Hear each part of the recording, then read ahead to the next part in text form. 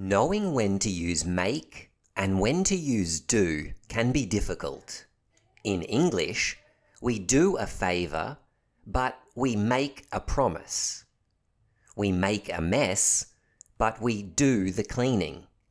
We do the shopping, but we make a joke.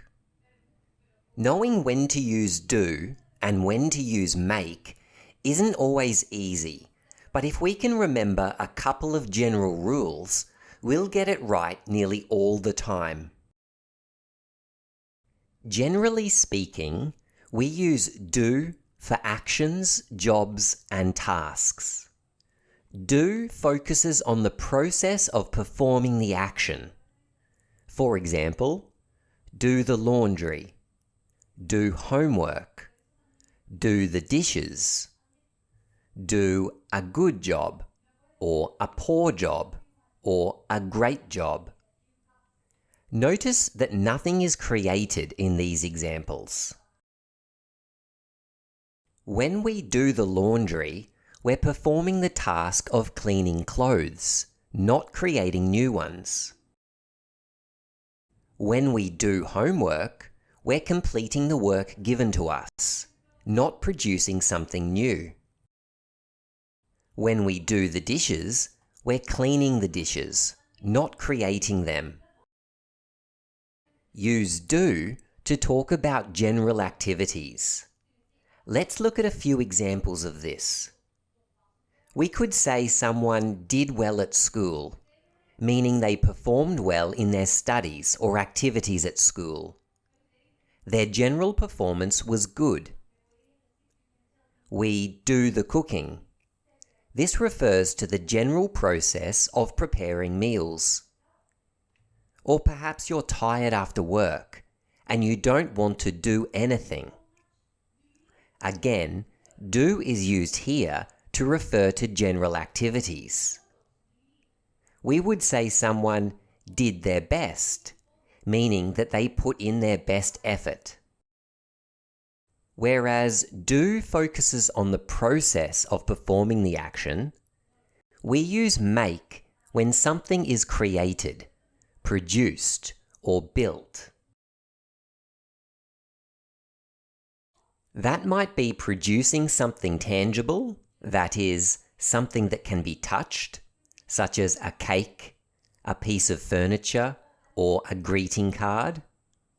Or it might be creating something abstract, such as a plan, a decision, a promise, or a suggestion. In each of these examples, something is being created, produced, built. For that reason, we would use make for each. Make a cake, make a chair, make a card, make a plan, make a decision, make a promise, make a suggestion. Now, there are some expressions where we use make that don't exactly follow the rule. For example, make the bed. This refers to the process of arranging the bed neatly, not creating a new bed. And just like make the bed, there are other specific collocations where make is used. Collocations are combinations of words that go naturally together and are commonly used together in everyday language. Make the bed is one. Here are some others. Make a call, make an effort, make a mistake. Time for an activity. Use make or do to complete each sentence. Here are 10 sentences to work through. Pause here while you work.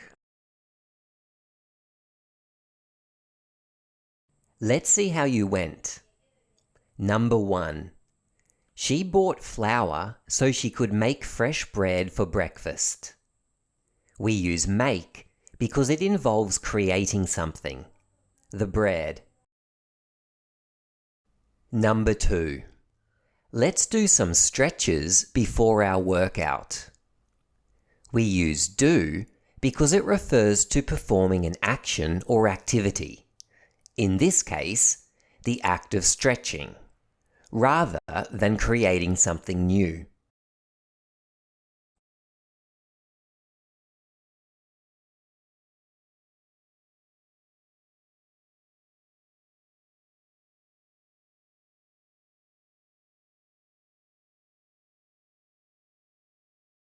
Number 4. Can you make a list of things we need to buy?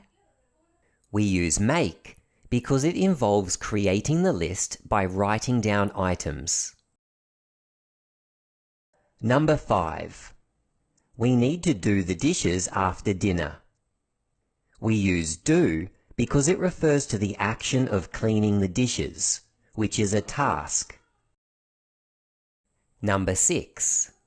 She made a dress for her niece's birthday last year. We use make because it involves creating something, a dress. Number 7. They need to make a decision quickly.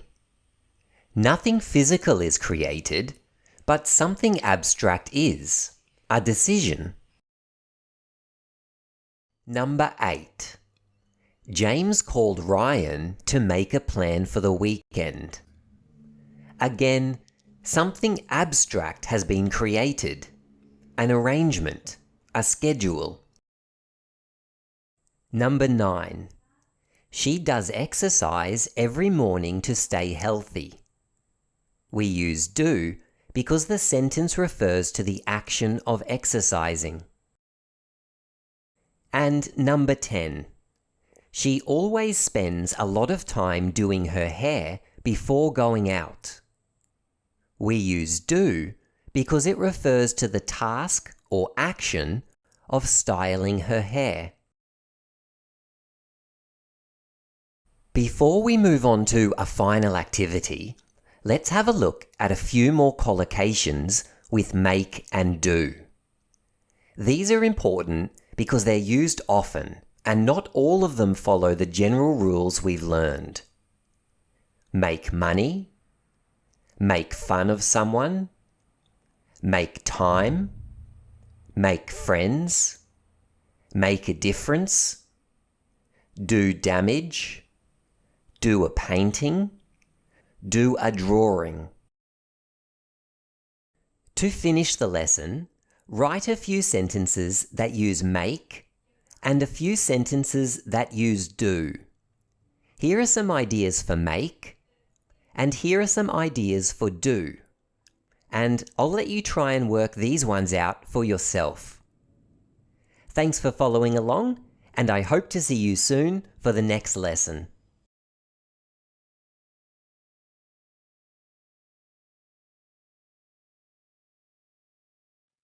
EasyTeaching.net